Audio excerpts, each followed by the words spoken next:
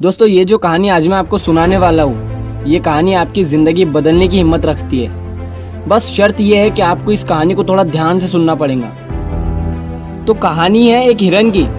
एक बार एक हिरन जंगल में पानी की तलाश में घूम रही थी, भटक रही थी इधर से उधर। बहुत प्यास लगी थी उस हिरन को, बहुत देर से भटक रही थी पानी की तलाश में, लेकिन उसे पानी कहीं पर भी नहीं मिल रहा था।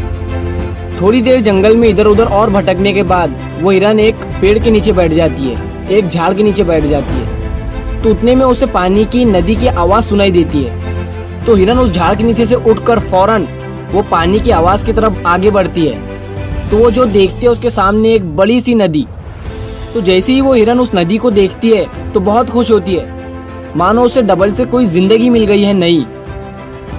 वो फौरन दौड़ते हुए उस नदी के पास जाती है और जैसे ही पानी पीने के लिए अपना सर नदी में झुकाती है तो उसकी नज़र अपने राइट पर पड़ती है। वो जैसे ही अपने राइट में देखती है तो उसे शिकारी नजर आता है, हाथ में तीर लिए हुए, निशाना तान कर खड़ा हुआ।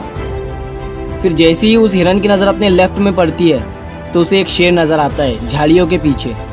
अब हिरन पानी वानी सब भूल जाती है, कुछ भी नहीं रहता उसके दिमाग में, प्यास वगैरह। फिर वो हिरन पलटकर अपने पीछे देखती है तो उसे भयंकर आग लगी हुई दिखती है, जो कि धीरे धीरे उसके तरफ बढ़ रही थी। अब हिरन जाए भी तो जाए कहाँ?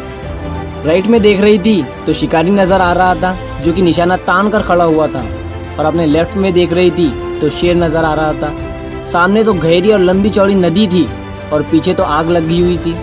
चारों रास्ते बंद हो चुके थे, चारों तरफ से मुसीबत आ चुकी थी। अब हिरन सोच में पड़ जाती है और वो ये सोचती है कि चारों तरफ से मेरी मुसीबत आ चुकी है तो मैं अपना काम करके क्यों ना मरूं। मुझे वैसे भी तो मरना ही है, तो मैं पानी पीकर क्यों ना मरूं।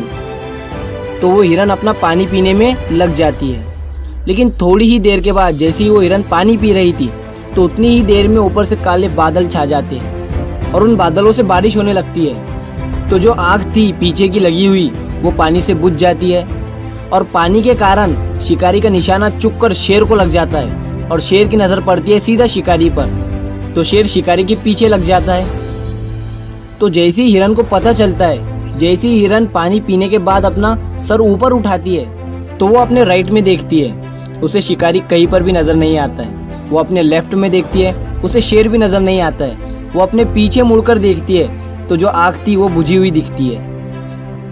मोरल ऑफ द स्टोरी, मेरे दोस्तों, इस कहानी से हमें ये सीख मिलती है कि इंसान की जिंदगी में भी प्रॉब्लम आती नहीं है, और जब आती है तो चारों तरफ से आती है, जिस कारण हर इंसान डर जाता है, घबरा जाता है अपनी इन प्रॉब्लम से। तो आपको क्या करना है ऐसी सिचुएशन में? आपको नहीं डरना है और नहीं घबराना है, बस शांति से 2 मिनट के लिए सोचना है। हिरन के पास भी बहुत सारे ऑप्शन थे। हिरन भी ये सारी सिचुएशन को देखने के बाद या तो पानी में छलांग लगा सकती थी या फिर इधर उधर भाग सकती थी, लेकिन उसने शांति से सोचा और वो अपने काम पर लगी रही। वो पानी पीने आई थी और वो पानी पीने लगी। इंसान भी अपनी कामयाबी से थोड़ी ही दूरी पर रहता है, लेकिन उसे मुसीबतें दिखनी शुरू हो जाती है। घर की प्रॉब्लम, पैसों की प्रॉब्लम, जिसके कारण वो कुछ नहीं कर पाता है, घबरा जाता है, डर जाता है। लेकिन आपको ना ही घबराना है ना ही डरना है, बस आपको अपने काम पर बने रहना है। मेरे दोस्तों, उम्मीद करता हूँ आपको ये कहानी पसंद आई होगी। तो ये मत सोचना कि ये दुनिया क्या कहेंगी, कर गए तो एक दिन ये दुनिया तुम्हें देखेंगी।